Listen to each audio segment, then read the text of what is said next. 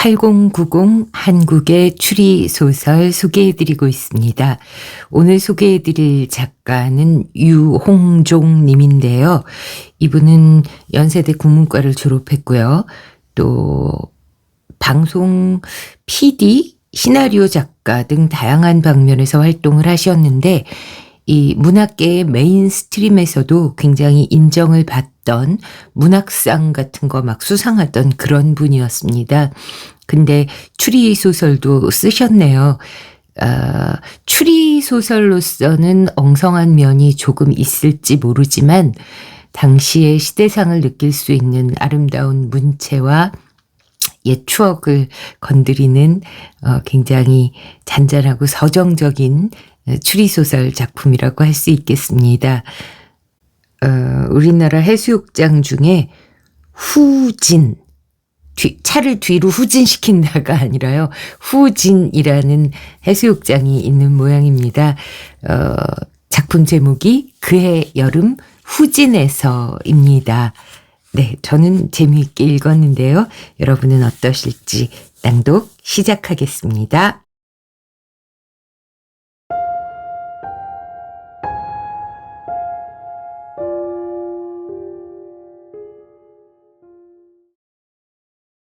유홍종 추리소설 그해 여름 후진에서.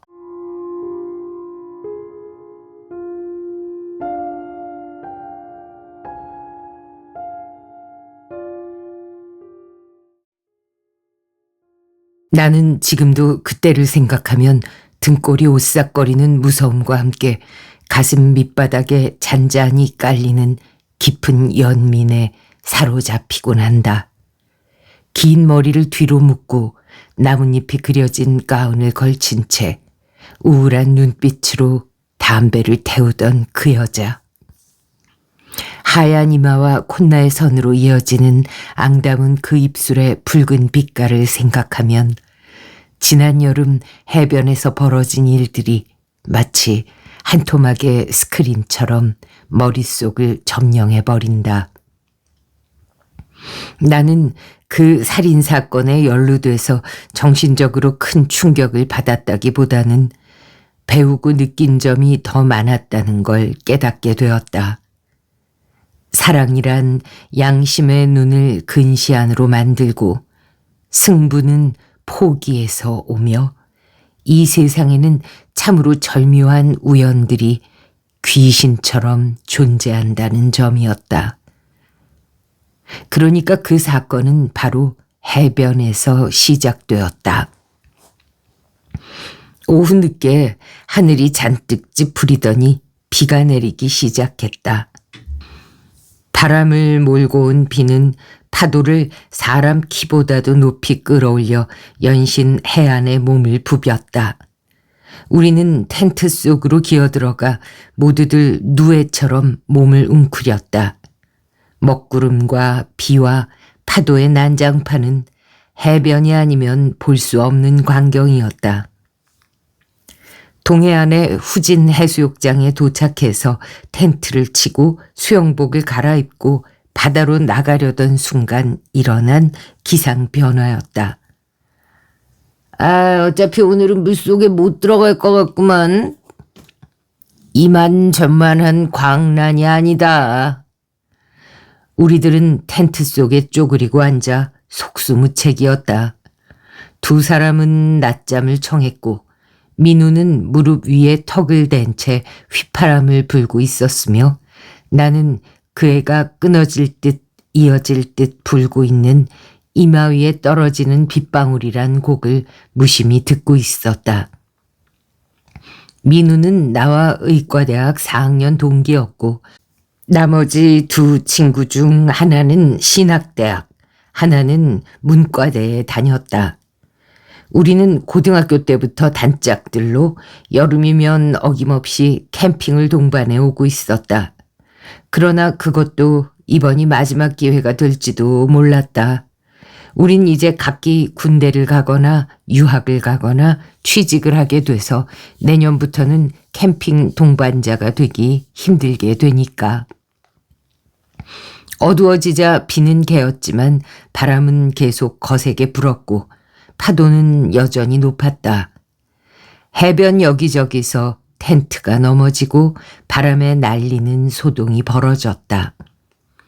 겨우겨우 라면으로 저녁을 때우고 텐트 안에 들어앉아 라디오에서 흘러나오는 음악을 듣는 일 외에는 할 일이 없었다. 민우가 제일 먼저 의과대학 해부학 실험실에서 일어난 무서운 얘기 하나를 꺼내자 화제는 자연히 귀신 얘기로 모아졌다.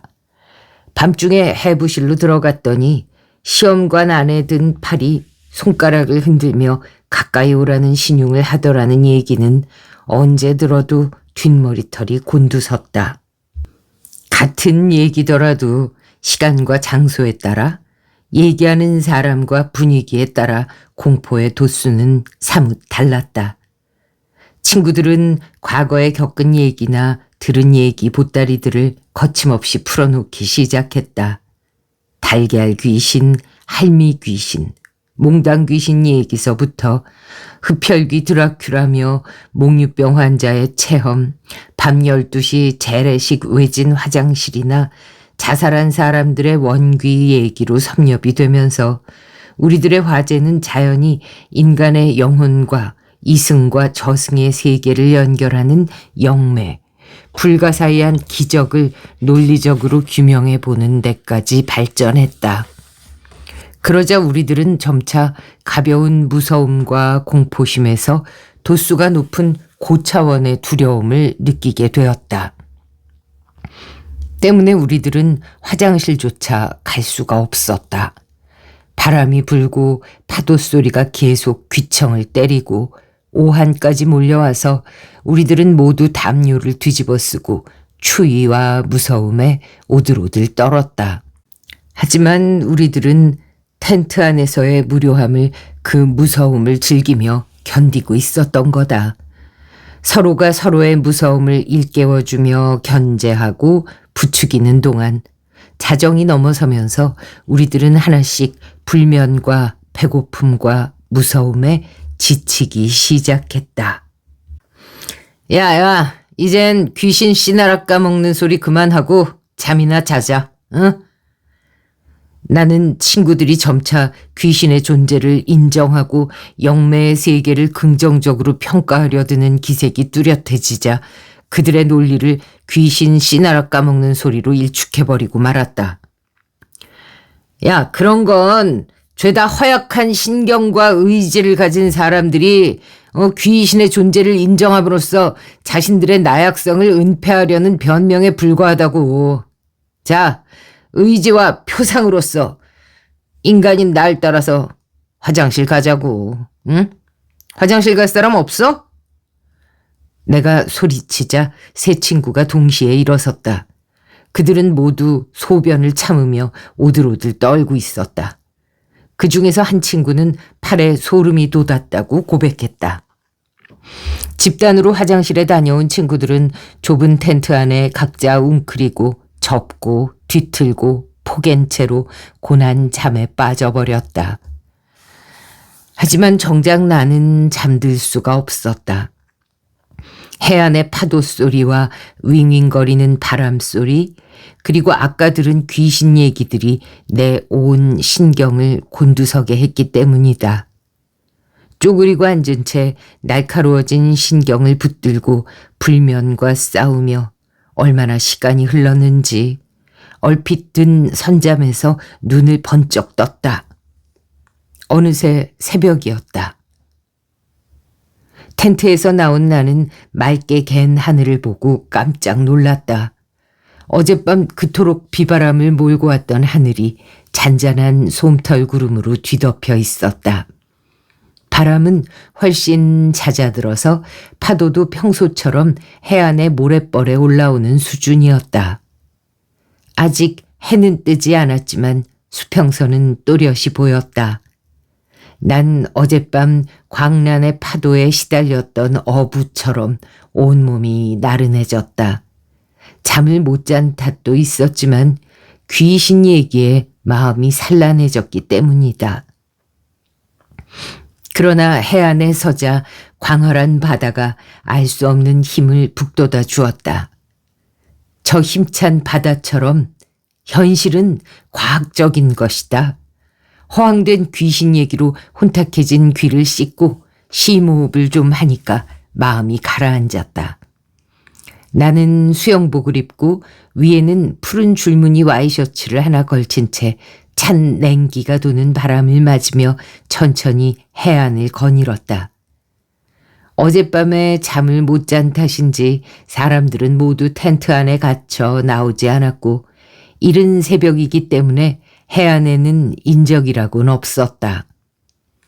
난 담배 한 개비를 뽑아들고 연기를 날리며 해안선의 파도를 따라 계속 걸었다. 아무 생각 없이 띄엄띄엄 걸었는데도 꽤 멀리 왔던지 우리들 텐트가 까마득하게 보였다. 해안 일대에 검은 바윗돌들이 솟아있는 지점에 왔을 때 나는 바윗돌 위에 한 여자가 앉아있는 걸 보았다. 발끝만 보고 걷다가 문득 고개를 들었을 때 내 시야에 들어온 여자였다. 여자는 긴 머리를 손수건으로 묶고 나뭇잎이 그려진 가운을 걸치고 있었다. 그녀의 곧고 흰 다리가 가지런히 모아져 있었다. 얼핏 보아 얼굴이 희고 깨끗했으며 눈이 서늘한 젊은 여자였다. 아직 해도 안 뜬 이른 해안에 인적도 없는 바위에서 사람을 만나자 반가운 생각이 들었다. 그 여자도 날 보며 웃는 것 같았다. 내 느낌인지 모르지만. 수영하셨습니까? 난 그녀의 젖은 머리를 보면서 말을 건넸다. 네, 조금 전에요. 이렇게 추운데요? 그녀가 입고 있던 옷 윗주머니에서 허리가 부러진 담배 한 개비를 꺼내 입에 물며 말했다. 난 내가 태우던 담배를 그녀에게 건네주었다. 그녀의 입술은 선홍색이었다. 어디서 오셨죠? 서울이요. 숙소는 어디예요? 저기. 그녀가 손으로 가리키는 곳은 해변 쪽인지 바다 쪽인지 잘 구분이 안 됐다. 전 친구들하고 같이 왔습니다. 나머지 3명은 지금도 텐트 안에서 골아 떨어져 있을 거고요. 어젯밤 늦도록 귀신 얘기를 했거든요. 여자는 내 말에 피식 웃으며 아무런 대꾸도 하지 않았다. 이윽고 그녀는 두어 모금의 담배를 빨더니 바다를 향해 꽁초를 내던지고 바위에서 뛰어내렸다. 그녀는 파도가 발밑까지 밀려오는 모래 위에 서 있었다. 불행하게도 우리 4명은 모두 애인이 없었다. 애인은커녕 변변한 여자친구 하나 없었다. 때문에 나는 만일 그녀가 혹시 여자친구들끼리 온 거라면 우리들과 어울려 보자고 말할 속셈이었다. 그렇게 된다면 난 친구들 앞에서 큰 소리 칠 수 있는 입장이 될 테니까. 일행이 있습니까? 네, 여자만 4이에요. 난 그녀의 답에 쾌재를 불렀다. 내 예감이 너무 적중하고 있었다. 저희가 아침 식사에 초대할까요?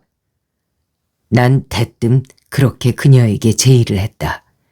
그러자 그녀가 모래 위에 손가락으로 숫자를 썼다.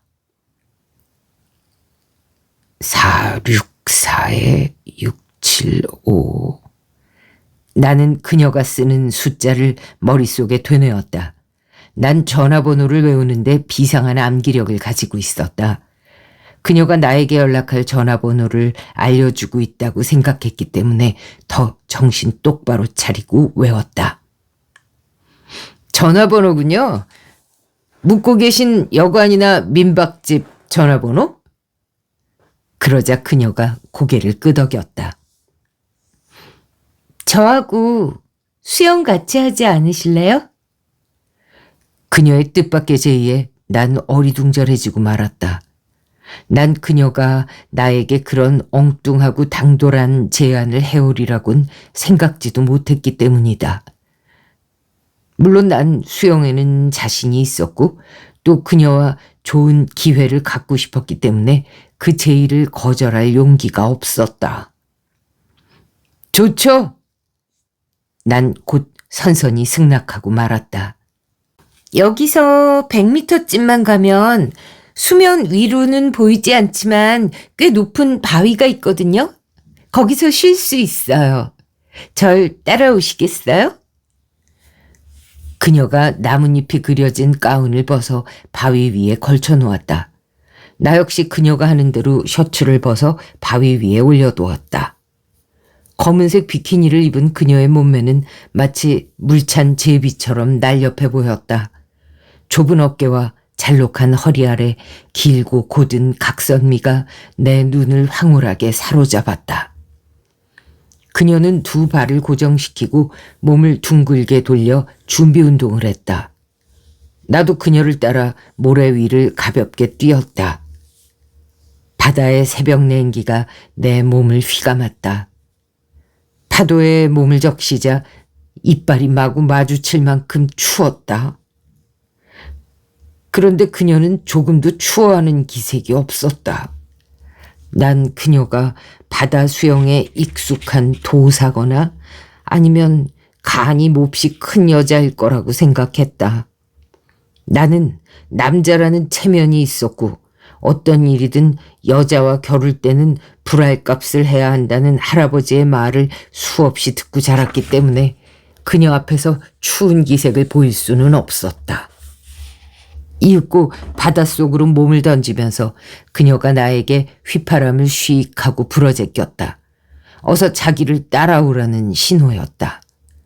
난 온몸이 얼음 속에 잠기는 것처럼 후들거렸지만 이를 악물고 두 팔에 크로를 크게 그리며 자유형으로 바다를 헤쳐나갔다. 내 용기와 투지는 아침바다의 냉기쯤은 문제도 안 됐다. 게다가 내 수영 실력은 날치급이었다. 난 그녀의 뒤를 바짝 쫓아갔다.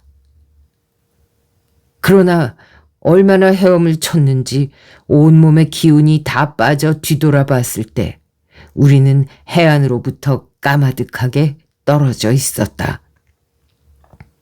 내 앞에 있는 그녀의 머리와 팔은 여전히 마치 기계처럼 움직이고 있었다.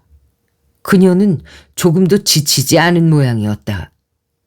이미 그녀가 나에게 말했었던 100m는 훨씬 넘게 온 것 같은데 발밑에는 그녀가 말했던 물속에 잠긴 바위 따위는 나타날 기미가 없었다. 앞으로 나아갈수록 물살은 거세졌고 큰 파도가 몇 번씩 날 삼켰다. 그만 가죠! 바위는 어딨어요? 나는 그녀를 향해 고래고래 소리를 질렀다. 그러나 그녀는 갑자기 어디 갔는지 시야에서 사라지고 보이질 않았다. 내 앞에선 큰 파도들만 고래 아가리처럼 입을 벌리고 있었다. 그녀가 파도에 휩쓸려 간 건가? 하지만 난 그녀를 찾을 여유가 없었다. 힘이 너무 빠져서 내 한 몸 떠 있을 힘도 없었던 거다.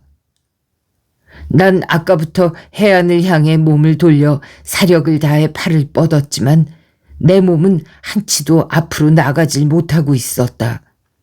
다리 쪽에서 쥐가 나는 듯 싶었고 난 사람 살려 하고 있는 힘을 다해 외치기 시작했다. 하지만 내 목소리는 한마디도 입 밖으로 나가지 못했다. 난 여러 차례 덮쳐오는 파도를 피했다. 그러나 이제는 힘의 한계를 느꼈다. 아, 이런 게 바로 익사라는 거로구나. 바다에서 한 번도 이런 위험한 상황에 빠져보지 못했던 난 그럼에도 본능적으로 이런 상황이야말로 죽음의 함정에 걸려든 바로 그 순간이라는 것을 깨달을 수 있었다. 그 순간 저쪽에서부터 엄청나게 높은 파도가 밀려오는 걸 보고 난 눈을 감고 말았다. 파도가 와락 덮쳐오던 순간 난 세상이 끝났다는 걸 직감했다.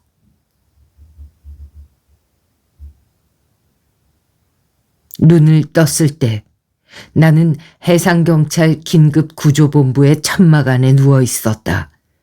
내 주위에는 친구를 비롯한 많은 사람들이 내 임종을 지켜보고 있는 것 같았다. 동재야! 민우가 내 손을 잡고 눈물을 글썽거렸다. 가물거리던 내 시야가 점차 카메라의 렌즈처럼 선명하게 초점이 맞추어지자 난 내 주변에 둘러싸인 사람들의 모습을 하나씩 바라보았다. 그 순간 난 소스라치게 놀랐다. 내 발치 쪽에 몰려있는 사람들 틈에 그 여자의 모습이 눈에 들어왔기 때문이다. 날 유혹해서 바다로 뛰어들게 한 바로 그 여자가 눈에 보인 순간 난 손을 들어 그녀를 가리켰다. 하지만 난 아직 말문이 터지질 않았다. 민우가 눈치를 채고 내 손이 가리키는 방향을 쳐다본 순간 그녀는 자취를 감추고 말았다. 내가 의식을 완전히 회복했을 때 나는 죽음의 일보 직전에서 구출됐다는 걸 알았다. 아니 도대체 왜 파도가 심한 바다 쪽으로 자꾸 나간 거요? 해상경찰이 어처구니 없다는 듯 물었다.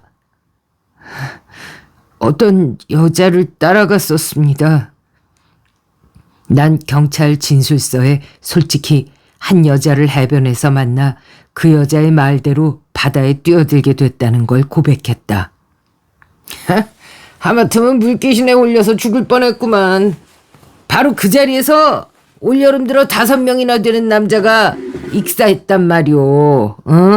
우리가 건져냈을 때는 이미 숨졌거나 구조 직전에 죄다 죽었다고요. 형씨는 운이 정말 좋았던 거요. 난 경찰관의 말에 놀랐다. 올 들어 같은 지점에서 5명이 익사를 했다고?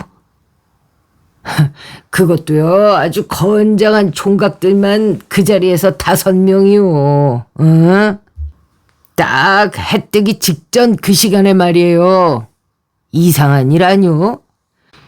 경찰은 내가 어떤 여자를 따라갔다는 말은 들은 채 하지도 않았다. 해 뜨기 전 그 바위 근처에는 처녀 귀신이 나타난다는 이상한 소문이 떠돌고 있었지만 경찰이 그 말을 믿는 건 아니었다. 아유, 그 분명히 처녀 귀신한테 올린 거라고요. 그 귀신은요, 총각들만 홀려가지고 바다로 끌고 간다는 거예요. 언젠가도 어떤 총각이 해 뜨기 전에 거기서 웬 미모의 아가씨를 만나서 바닷가를 같이 거닐었는데 글쎄 처녀 발자국이 모래 위에 안 찍히더라는 거예요. 그래서 그만 까무러치고 말았대죠. 아유, 그 총각이 그 처녀 꼬임에 빠져서 바다로 뛰어들었더라면은 거기서 죽은 5 총각들이 모두 바로 그 귀신한테 홀려서 죽은 것, 틀림없지 않아요? 그렇지 않고서야 어떻게 멀쩡한 총각들이 그 시간에 5씩이나 죽냐고. 해변 가까이 사는 마을 아낙네의 말이었다. 하지만 해상경찰은 그 아낙네에게 쓸데없는 말은 하지 말라고 핀잔을 주었다. 그 지역은 삼각파도가 치기 때문에 수영하기에는 위험한 지역이라는 게 경찰의 말이었다. 아우, 멀쩡한 바다에 처녀 귀신은 무슨. 하긴 경찰이 귀신의 존재를 인정할 리가 없었다. 전국 어느 지역이건 여행지에는 그처럼 무서운 전설이나 기담들로 유명해진 곳이 많은 법이다. 나는 그날 아침에 만난 아름다운 여자가 바다에 떠도는 원귀라고 믿진 않았다. 난 본래 귀신의 존재를 믿지 않기 때문이다. 그래서 그 여자는 지금도 내 마음속에 깊은 미련으로 남아있었다. 그녀 역시 나처럼 파도에 휩쓸려 구조되지 못했던 거고, 내가 인공호흡으로 살아났을 때 천막에서 봤던 그 여자는 내 착각이었을 공산이 크다고 생각했다. 그때 나는 제정신이 아니었으니 다른 여자를 그 여자로 착각했을 가능성이 아주 컸다. 서울에 와서야 나는 문득 그 여자가 바다에 들어가기 전에 나에게 알려주었던 전화번호 생각이 떠올랐다. 난 될수록 그런 악몽에 매달려 있고 싶지 않았지만 머릿속에서 번개처럼 떠오른 그녀의 전화번호를 무시할 수가 없었다. 464-675 그렇다. 전화를 해보자. 난 당시 이 전화번호가 해변 근처의 여관이나 민박업소 연락처인 줄 알았지만 다이얼을 돌리고 신호음이 가면서 그녀가 거짓 전화번호를 알려주었을 리 없다는 생각이 강하게 들었다. 여보세요? 거기가 464-675 맞습니까? 그런데요. 누굴 찾으시죠? 나는 순간 여자의 목소리가 너무나 그녀의 음성과 흡사해서 긴장이 됐다. 우선은 이름을 모르니 어쩔 수 없었다. 저 실례지만 며칠 전 해수욕장에서 아침에 저한테 전화번호를 주신... 무슨 말씀이시죠? 전화 잘못 거신 것 같네요. 곧이어 전화가 딸깍 끊어졌다.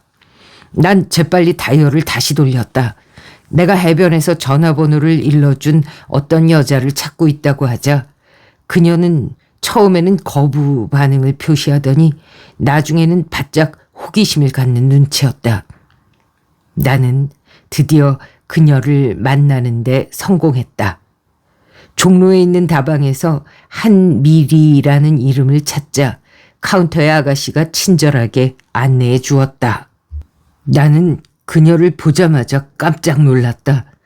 달라진 외모 때문에 낯설어 보이긴 했지만 그녀는 해변에서 만난 그 여자하고 인상과 너무나 구석구석이 닮아 있었다. 전 바다에 간 적이 없어요. 제가 여기 나온 건 혹시 제 언니에 관한 소식을 얻을 수 있을까 해서였어요. 언니가 있습니까? 언니가 있어요. 1년 전에 실종돼서 소식을 몰라요. 작년 여름 이맘때 친구들하고 피서 여행을 떠난 뒤에 행방불명이 됐어요. 물론 언니 친구들은 아무도 언니랑 같이 가지 않았다고 했고요. 한미리는 나에게 언니의 행방이 묘연해진 자초지종을 모두 털어놓았다. 물론 경찰에 신고도 했고 신문에 광고도 냈으며 백방으로 수소문을 했지만 지금까지 소식이 없다는 거였다. 집에선 이제 포기 상태에 빠져 있었는데 내 전화를 받았다는 거였다. 그러니까 어떤 여자가 우리 집 전화번호를 적어줬다는 얘기인가요? 네, 그렇습니다. 난 그 여자가 적어준 전화번호를 정확히 기억하고 있었거든요. 만일 대개 기억력을 믿지 않는다고 해도 이건 정말 묘한 우연의 일치긴 하네요. 언니가 맞는 것 같습니다. 난 한미리 씨를 처음 보고 그녀하고 너무 닮았어서 깜짝 놀랐거든요. 확신할 수가 있어요. 언니 같습니다. 그럼 댁이 우리 언니하고 같이 수영을 했다는 말이고요. 네, 틀림없습니다. 제가 해상경찰에 구조돼서 천막에서 살아났을 때 나 언니가 사람들 틈에 끼어 있는 걸 본 것 같아요. 착각이 아닌 한 맞을 거예요. 그럼 왜 언니가 죽다 살아난 댁을 모른 채 했을까요? 그건 이상하잖아요. 글쎄요, 그게 의문이긴 합니다만 어쩌면 아마 날 다시 만나는 게 쑥스러웠을지도 모르죠. 죽음으로 몰아넣었다는 자책감도 있었을 테니까요. 그녀는 얘기 도중 잠시 자리를 떴다. 화장실에 다녀오는 줄 알았는데 경찰에 연락을 취한 모양이었다. 잠시 후에 건장한 청년 둘이 내 곁으로 다가와서야 나는 그녀가 경찰을 불렀다는 걸 알게 되었다. 형씨, 우리랑 같이 잠시 가줘야겠소. 나는 경찰서에 가서 1년 전에 실종된 한미리의 언니 한애리의 사건에 연루된 혐의로 조사를 받았다. 경찰은 곧 내 신원을 파악했고 내가 의대 4학년이며 얼마 전 후진에서 익사 직전에 구조된 사실도 확인했다. 그리고 작년 이맘때 나는 내 친구 4명과 설악산에 있었다는 알리바이도 증명됐지만 내가 그녀의 전화번호를 알게 됐다는 사실은 가장 강력한 혐의 사실로 남게 되었다. 경찰은 내가 그 여자를 통해서 전화번호를 알게 됐다는 사실을 규명해낼 방법이 없었다. 그러기 위해서는 그 여자를 먼저 찾아야 하니까. 얄궂은 친구들은 내가 그날 아침 귀신에 홀려 전화번호를 받고 바다에도 뛰어든 거라고들 놀려댔다. 그러나 나는 그녀가 나타나지 않는 한 그녀의 실종과 관련된 혐의에서 풀려날 수가 없었다. 난 정말 어처구니 없는 사건에 얽혀들고 만 셈이었다. 내 사건을 맡은 담당 형사는 30대 초반의 신참이었다. 경찰에서는 한애리 실종 사건이 의외로 장기화되자 그 사건을 경력이 적은 오 형사에게 맡겨두었던 것이다. 오 형사는 한애리 실종 사건에 내가 나타나자 비로소 수사에 활기를 띠기 시작했다고 말했다. 그는 짧은 경력에도 불구하고 예리한 판단력과 추리력을 갖춘 신의 민환 형사였다. 이 사건에는 한애리의 애인이 수사 대상에 올라 있었다. 실종 사건에서 주변 인물의 동향은 언제나 첫 번째 관심의 표적이 된다고 한다. 한애리의 애인은 동양물산 영업부에 근무하고 있었다. 그는 한애리가 실종된 그 시기를 전후해서 일주일 동안 부산 일대에 업무차 출장 중이었다고 한다. 오 형사는 그가 제시한 알리바이를 모두 확인했지만 별다른 의문점을 발견할 수 없었다고 한다. 그는 그 기간 동안 부산에 혼자 있었다는 것이 업무 관계자들의 확인에 의해 밝혀졌다. 그들은 결혼을 약속한 사이였지만 그 즈음은 사이가 별로 좋지 않았다고 그녀의 애인 안부남은 고백했다. 내가 마음이 변해서 딴 여자하고 만나고 있다고 심한 질투를 했습니다. 나하고는 다시 안 만나겠다고 전화해도 받지를 않았다고요. 난 출장에서 돌아와서야 그녀가 집에서 나간 후 소식이 없다는 걸 알았습니다. 오 형사의 수사는 거기서 머무른 상태였다. 그러나 오 형사는 사건이 종결되지 않았기 때문에 안부남에 대한 수사를 완전히 마치지는 않고 있었다. 난 말이에요. 동재 씨를 의심하고 있는 게 아니에요. 문제는 전화번호를 동재 씨한테 해변에서 건네줬다는 그 여자가 정말 귀신이었느냐 하는 점이에요. 오 형사의 말에 내가 물었다. 귀신의 존재를 믿습니까? 내 말에 오 형사는 너털 웃음을 지었다. 믿죠. 난 만일 한혜리가 1년 전에 후진 해수욕장에서 익사한 게 사실이라면은 억울하게 죽은 귀신이 새벽녘에 나타나서 동재 씨한테건 누구한테건 전화번호를 일러줄 수 있었다고 이해합니다. 그럼 내가 귀신을 만났단 말입니까? 난 오 형사의 말에 놀라움을 감추지 못했다. 그건 농담이라고 해도 등골이 오싹해지는 말이었다. 자, 사건은 윤곽이 점차 잡혀갑니다. 이제 한혜리 실종 사건의 해결은 시간 문제예요. 그럼 오 형사님은 한혜리가 심증만 있고 물증이 없으니까 단정을 짓긴 어렵죠. 뭐 어쨌든 사건은 해결을 해야 하지 않겠습니까? 그럼 하늘이가 살아있다는 얘기인가요? 아니요, 죽었습니다. 동재 씨는 귀신을 만난 거 맞아요. 하늘이는 바로 그 후진 해수욕장에서 죽은 거죠. 그것도 자살이 아니라 타살이었고, 나는 동재 씨가 전화번호를 얻어왔다는 정보를 들을 때까지는 하늘이가 실종된 장소를 몰랐거든요.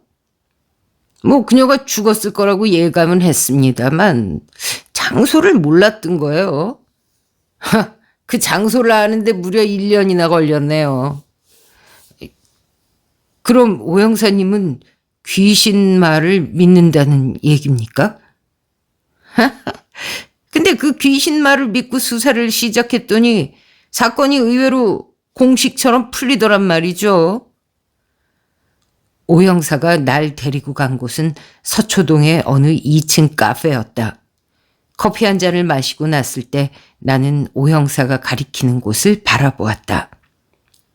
카페로 들어오고 있는 한 쌍의 두 남녀는 뜻밖에도 한 애리의 애인이었던 안부남과 여동생 한미리였다. 그들은 창가에 자리를 잡더니 차를 마시며 다정하게 얘기를 주고받고 있었다. 난 깜짝 놀랐다. 아니, 저 사람 둘이 아직은 놀라지 마세요. 왜 만나고 있는 건지는 아직 아무도 모르니까. 오 형사님은 저 둘이 만나고 있는 걸 언제부터 알고 계셨습니까? 당신이 나타난 후부터요. 이 사건에서 후진 해수욕장이라는 건 대단히 중요한 장소가 됩니다. 예? 내가 동재 씨한테 수사 협조를 요청한 것도 뭐 당신도 수사 대상에 올라있기 때문이긴 하죠. 근데 사건 혐의자가 수사에 협조할 수도 있습니까? 혐의에서 풀려나고 싶으면 협조할 수밖에 없지 않겠소? 난 하늘이의 죽음이라든가 실종이 저 두 사람과 무슨 관계가 있는지 얼핏 이해가 되질 않았다. 귀신이 일러준 전화번호로 시작된 수사가 현재까지 포착한 건 안부남과 한미리의 미래였다. 동재 씨, 저 여자가 수영 선수라는 거 알아요? 난 오 형사의 뜻밖의 말이 무슨 뜻인지를 몰랐다. 수영 선수요? 800m 자유형 비공인 한국 기록도 세운 적이 있어요. 대단한 힘과 스피드를 가진 선수였는데 국가대표 선발전에서 떨어져서 지금은 사회체육센터 수영 강습소 코치로 일하고 있어요. 나는 그때까지도 그녀의 화려한 수영 경력이 이 사건과 무슨 연관이 있는지 알지 못했다.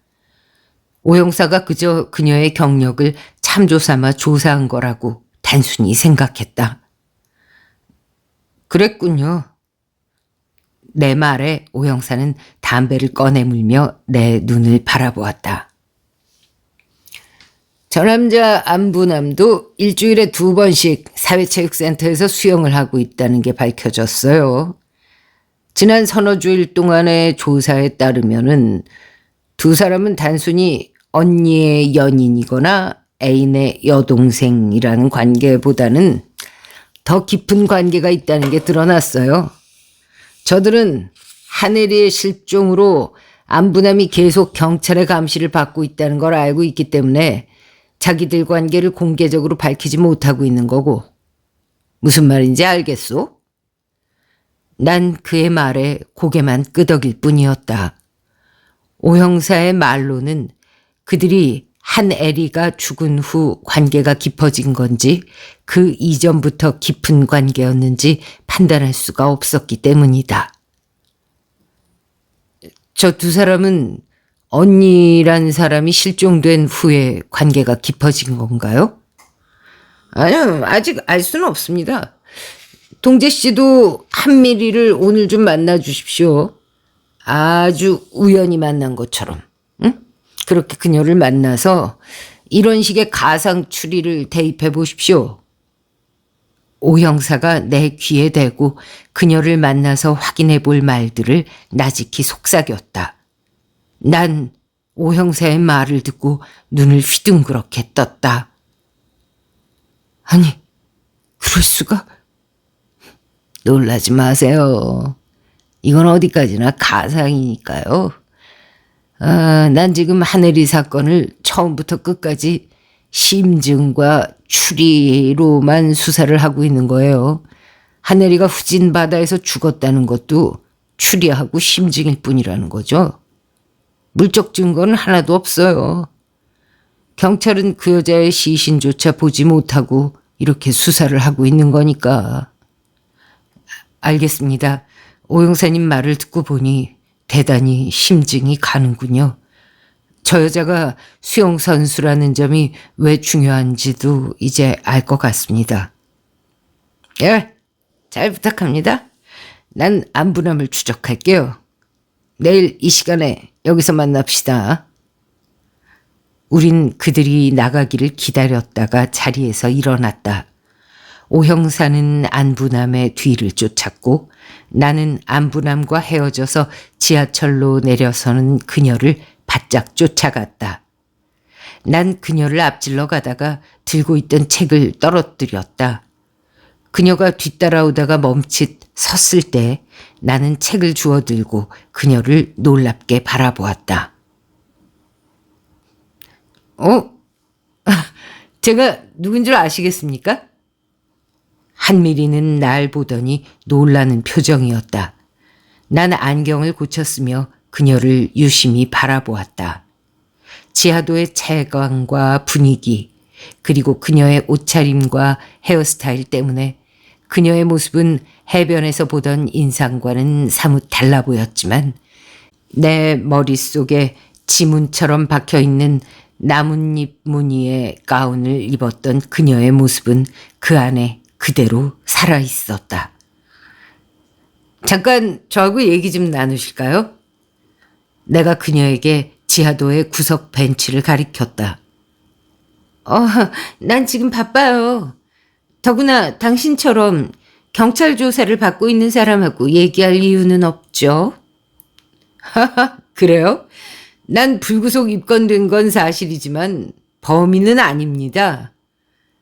미리 씨 언니의 실종하고는 무관한 사람이라고요. 이건요, 누군가의 계획적인 음모라고요. 비켜주세요. 난 시간 없어요. 좋습니다. 그럼 이 한마디는 해야겠습니다. 나는요, 누가 어떻게 무슨 이유로 실종됐는지는 알지도 못하고 관심도 없어요. 하지만 해수욕장에서 전화번호를 알려준 그 여자가 귀신이 아니라는 걸 알게 됐습니다. 뭘 알게 됐다고요? 그녀는 내가 도시 무슨 말을 하는지 알 수 없다는 태도였다. 내 입에서 귀신이라는 말이 나오자 그녀가 어리둥절해하는 건 당연했다. 그 여자가 귀신이 아니라는 건 바로 당신이 귀신이 아니라는 뜻이니까요. 지금 무슨 귀신 씨나라 까먹는 소리를 하는 거예요? 내가 귀신이 아니라뇨. 정말 무슨 말인지 모르겠네. 암튼 그런 문제는 경찰에 가서 말씀하세요. 그녀는 다소 놀라는 표정으로 변하면서 되돌아서더니 걷기 시작했다. 난 그녀의 옆으로 따라붙었다. 난요, 오 형사한테 바다에서 나한테 전화번호 일러준 여자가 바로 당신이었다는 걸 말할 거예요. 뭐라고요? 그녀는 비로소 정색을 하고 발길을 멈추어 섰다. 그때야 그녀는 정식으로 내 말뜻을 수용하는 눈치였다. 솔직히 말하라고요. 그 여자가 당신이었다는 증거는 너무 많아요. 난 당신이 전화번호를 써준 쪽지를 갖고 있다고요. 난 메모지에 휘갈겨 쓴 전화번호를 미리 준비해두고 있었다. 정말 귀신이 고칼 노릇이군요. 내가 이 메모지에 전화번호를 써주었다니. 내가 무슨 이유로 후진 해수욕장까지 가서 할 일 없는 당신 같은 건달한테 제 집 전화번호를 알려주죠? 제가 그렇게 한심한 여자로 보이세요? 난 그녀의 말에 신바람이 나기 시작했다. 내가 그녀에게 계속 말을 시킨 의도가 적중되고 있기 때문이었다. 난 좀 더 깊숙이 그녀의 심정을 건드렸다. 하지만 이 쪽지의 필체를 보세요. 이 필체는 대조해 보면 누가 쓴 건지 금세 드러나게 됩니다. 필체야말로 거짓말을 못하는 유일한 증거니까요. 여보세요. 어디서 이런 가짜 메모지를 가져와서 날 속이려고 들죠? 경찰 혐의 받자 빠져나가려고 발버둥 치시는 것 같은데 도대체 해변에서 내가 어디서 이런 고급 메모지하고 만년필이 나서 전화번호를 써줬다는 거예요? 댁은 그때 수영복 위에 가운을 하나 걸치고 바위 위에 앉아 있었죠. 이봐요. 제가 수영복 차림에 메모지하고 만년필까지 들고 있었다는 건가요? 아니면 댁이 저한테 그걸 줬다는 얘기예요? 잘 기억이 나진 않지만요. 제가 담배를 한 개 비드렸던가 아마 그랬을 겁니다. 내가 고개를 갸웃거리자 그녀는 어처구니 없다는 듯 웃었다. 난요, 담배는 가끔 피우지만 남한테 얻어 피우진 않아요. 셀럽 마일드가 아니면 다른 담배는 독해서 입에 대지도 않고요. 아시겠어요? 좋습니다. 그럼 미리 씨가 후진에 그때 없었다는 걸 증명할 수 있습니까? 내가 그걸 왜 덱한테 증명해야 하죠? 그리고 도대체 내가 후진에 갔느냐 안 갔느냐 하는 문제가 왜 언니의 실종하고 관련이 있죠? 그건 나보다 미리 씨가 더 잘 아시지 않습니까? 잘 알다니요? 아무튼 나는 이 정도로 미리 씨가 후진에 가서 날 만났고 전화번호를 나한테 흘렸다는 확실한 증거를 포착했습니다. 뭐라고요? 나는 안쪽 포켓에서 소형 녹음기를 꺼냈다. 그 녹음기 안에는 방금 그녀와 내가 대화한 내용들이 수록되어 있었다. 난 테이프를 되감아 버튼을 누르고 그녀의 말 한 토막을 다시 들려주었다. 내가 무슨 이유로 후진 해수욕장에 가서 할 일 없이 당신 같은 건달에게 제 집 전화번호를 알려주죠? 하는 그녀의 목소리가 카랑카랑하게 울려나왔다. 바로 이 대목입니다. 난 미리 씨한테 지금까지 한 번도 후진 해수욕장이라는 말을 해본 적이 없거든요. 그저 바다라든가 해수욕장이라는 말만 했을 뿐이죠. 근데 미리 씨 입에서 후진 해수욕장이라는 말이 저절로 튀어나왔어요. 제가 언제 후진 해수욕장이라고 말하거나 물은 적이 있습니까? 게다가 오 형사는 지금 미리 씨가 후진에서 바위 위에 올려놓았던 나뭇잎 무늬 가운하고 제 셔츠도 보관하고 있거든요. 물론 미리 씨의 가운 윗주머니에서 나온 셀럽 마일드 담뱃가루도 함께 있겠죠. 그날 아침 미리 씨는 주머니에서 허리 부러진 담배를 입에 꺼내 물고 나한테 담뱃불을 빌렸었는데 기억나십니까? 내 말에 한미리는 얼굴색이 창백하게 변하면서 이내 눈을 내리감고 말았다. 그녀는 그제서야 자신의 실수를 통감하는 것 같았다. 무심코 내던진 말들이 하나하나 내가 쳐놓은 그물에 걸려들었다는 걸 깨달은 것이다. 자, 그럼 난 이만 실례할게요. 나는 오 형사가 나에게 부탁한 일종의 협조 임무를 완벽하게 수행했으므로 더 이상 지체할 필요가 없었다. 비록 그녀의 음모가 드러났다 하더라도 그 이상은 내 소관이 아니니까. 난 단지 내가 억울하게 뒤집어 쓴 혐의만 풀리면 되는 일이었다. 다음 날 나는 약속대로 카페 가로등에서 오 형사를 만났다. 오 형사의 표정은 밝았다. 내가 그에게 소형 녹음 테이프를 건네주었을 때 그는 웃고 있었다. 이 안에 무슨 말이 녹음돼 있죠? 그 여자 입에서 후진 해수욕장이라는 말이 먼저 튀어나왔습니다. 오 형사님 예감이 적중했어요. 함정에 어김없이 말려들었던데요. 나는 오히려 비상한 오 형사의 추리력에 감탄하며 말했다. 그보다 더 재밌는 사실 한 가지 알려드리죠. 난 어제 동재 씨하고 헤어져서 안부나미를 뒤쫓다가 그자 집 앞에서 붙들고 긴 얘기를 좀 나눴습니다. 그러자 곧바로 한미리가 거기에 나타난 거예요. 그 여자가 왜 안부남의 집으로 헐레벌떡 뛰어왔는지 아십니까? 나한테 들통났다는 걸 알려주러 달려갔겠군요. 그렇습니다. 내가 쓴 시나리오가 예상대로 절묘하게 맞아떨어진 거죠. 어제 그 둘은 우리들 손바닥 안에서 놀았습니다요. 그렇네요. 오 형사는 그제서야 나에게 사건의 자초지종을 설명해 주었다. 안부남은 에리보다는 동생 미리를 더 사랑했다고 한다.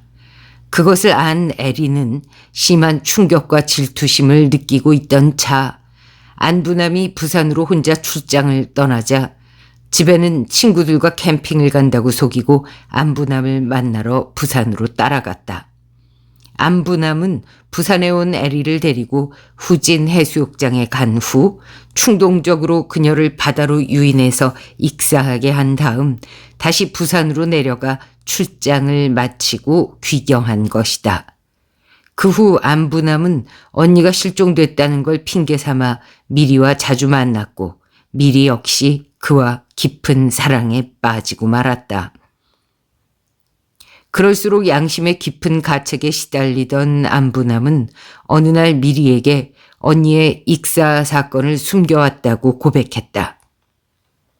미리는 처음에는 안부남한테 자수할 걸 권했지만 그가 용기를 못 내고 있었고 자기 자신도 역시 안부남을 사랑했기 때문에 깊은 갈등과 고민에 빠져들었다.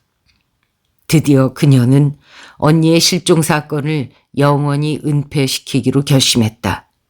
1년이라는 긴 세월 동안 안부남이 경찰의 추적과 끈질긴 감시로 고통을 당하고 있는 걸 지켜본 그녀는 둘의 은밀한 만남도 방해와 의심을 받게 되자 안부남에게 집중된 혐의를 풀어주기 위해 그런 일을 꾸민 거였다. 동재 씨는요, 하네리가 실종된 지 1년 만에 꼬리를 드러낸 범인으로서 손색이 없었습니다. 하네리가 지금도 살아가지고 온갖 남자들한테 집 전화번호를 알려주고 있다는 걸 과시할 수 있었고요. 또 아니면 납치한 인신매매범이 동생을 노리고 동생까지 노리고 다시 나타났다는 걸 경찰한테 확인시켜 줌으로써 언니가 가출한 뒤에 여전히 살아있다는 걸 증명해 보이려고 한 거죠. 결국 그 함정에 제가 말려들었군요. 운이 나쁘셨던 거죠, 뭐. 하지만 동재 씨가 나타남으로써 저로서는 막혔던 숨통이 트인 셈입니다. 후진 해수욕장이라는 게 이번 하늘이 사건의 열쇠였어요. 포기하지 않고 도와주신 덕분에 제가 억울하게 당하지 않았네요. 미궁에 빠진 사건이라는 건요, 범인하고 경찰의 끈기 싸움이에요. 누가 더 오래 참고 견디느냐에 승부가 걸려있죠. 인내심에서 그놈들은 나한테 집니다. 그럼 앞으로 어떻게 되는 거죠? 안부남하고 한미리는요, 이미 구속됐습니다. 그 둘은 어제 모든 걸 자백했어요. 이제 철창에서나마 두 다리를 뻗고 자게 됐다고 실토하더라고요.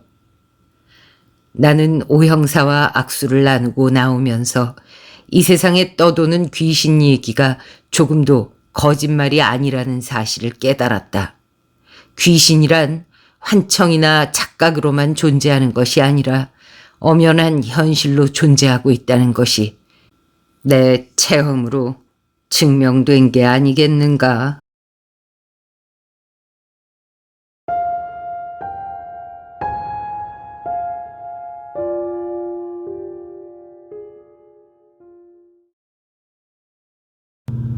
네, 의대 4학년 동재 씨. 예쁜 아가씨 따라서 수영 한번 하고 나서 정말 험한 꼴을 당했네요. 아마 몹시 무서웠던 모양입니다. 귀신보다 무서웠다. 뭐 이런 의미로 마지막을 마무리하고 있는데요. 전 처음에 귀신 얘기인 줄 알고 좋아했거든요. 아직도 유치하게 귀신 얘기 좋아합니다. 그리고 왜 본문에 이 80년대까지 유행했던 귀신들 이름 막 나오잖아요. 몽달 귀신, 처녀 귀신. 요즘 세대들은 잘 모를걸요. 저도 아이한테 그런 얘기 해주지도 않고요. 그러니까 뭐 화장실에 갔는데 빨간 휴지 줄까 파란 휴지 줄까 이런 건 재래식 화장실을 모르는 요즘 세대한테는 전혀 두렵지 않을 것 같아요. 그리고 또 젊은 분들이 이 방송 듣고 계시다면 오늘 작품 들으셨다면 그 알려드릴 정보 하나는요. 왜 그 한 에리 아가씨가 나는 뭐 담배는 뭐 마일드 뭐밖에 안 펴요 뭐 이런 얘기 하잖아요. 이게 왜 나오는 얘기냐면 당시에는 국산 담배를 제외한 모든 담배를 양담배라고 불렀습니다. 아주 귀한 거였고 뭐 어디 누구한테 뭐 부탁하고 그럴 때도 양담배를 딱 찔러주고 뭐 이런 문화가 있었던 걸로 제가 기억을 합니다. 그래서 이 아가씨가 자기는 좀 급이 다르다 이런 걸 표현하려고 그 말을 넣었던 것 같고요. 그 다음에 저는 또 어디서 이 격세지감을 느꼈느냐, 오 형사가 그러잖아요. 그 두 남녀가 결국 자백을 하더니 앞으로는 철창에서나마 두 다리 뻗고 자게 되겠다고 실토를 했다 뭐 이런 표현이 나오는데 요즘은 이런 순수한 저지른 짓은 나쁘지만 그래도 그래서 괴로웠다 이렇게 말하는 사람 잘 없는 것 같아요. 또 한 100년, 200년쯤 뒤에는 지금의 우리를 순수했다, 순진했다 말할지도 모르겠지만요. 그나저나 지금이 에어컨을 킨 상태입니다. 제가 본문 낭독 중에 중간에 못 참게 더워서 잠깐 틀었었는데 그때 소음이 심하셨을 거예요.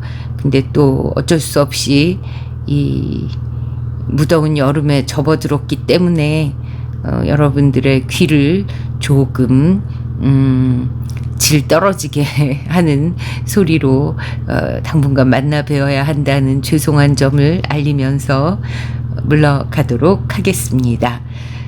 정말 국내에서 또 해외 멀리에서 안자비 채널의 오디오북 듣고 사랑해 주시는 모든 분들께 진심으로 감사드립니다. 여러분들이 계셔서 저는 제가 제일 좋아하는 일을 하면서 용돈벌이도 하고요. 또 그 일하는 시간 동안 너무너무 행복합니다. 마지막 버펄로를 기억하시는 분들은 제가 그날 했던 얘기 기억하실 거예요. 사람은 누구나 자기만의 고원에 오르는 순간이 있다. 사실 그 순간은 설거지를 하다가도 오고 뭐 찬장을 정리하다가도 올 수 있습니다.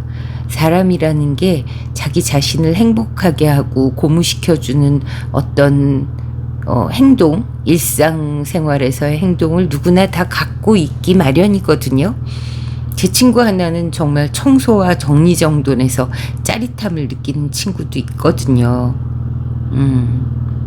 어쨌든 안자비는 낭독이 즐겁습니다. 물론 무슨 책 읽어야 되지 하는 고민이 쏟아질 때가 또 있습니다. 근데 이제 그 시즌이 지나고 이거 좋다 하고 낭독할 만한 책들을 이제 뭐 몇 개 아무튼 딱 골라두고 이제 낭독만 해도 되는 시즌이 오면 그렇게 편안하고 행복할 수가 없습니다. 네. 제가 행복하다는 자랑질로 끝났네요.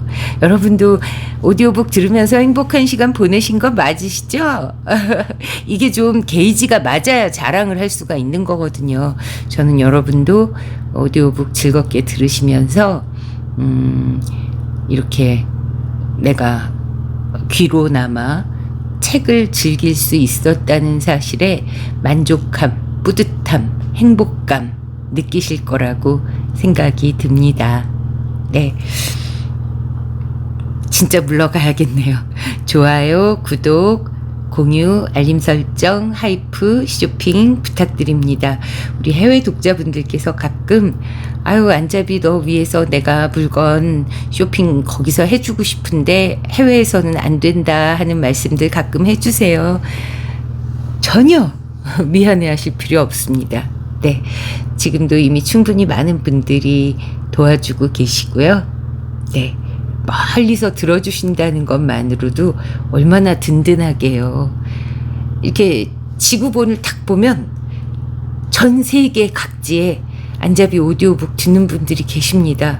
우리 굉장히 글로벌한 독서 가족이라는 거 서로 가슴 벅차하면서 네, 물러가겠습니다. 이 여름 더위 잘 이겨내십시오. 저는 추우면 끼어 입으면 되는데 더우면 벗는다고 해결되는 게 아니어서 정말 더위가 싫습니다만 이 또한 지나가리라. 네, 또 겨울 되면 여름이 그립죠 뭐. 오늘 진짜 수다 길죠? 물러가겠습니다. 안녕히 계세요.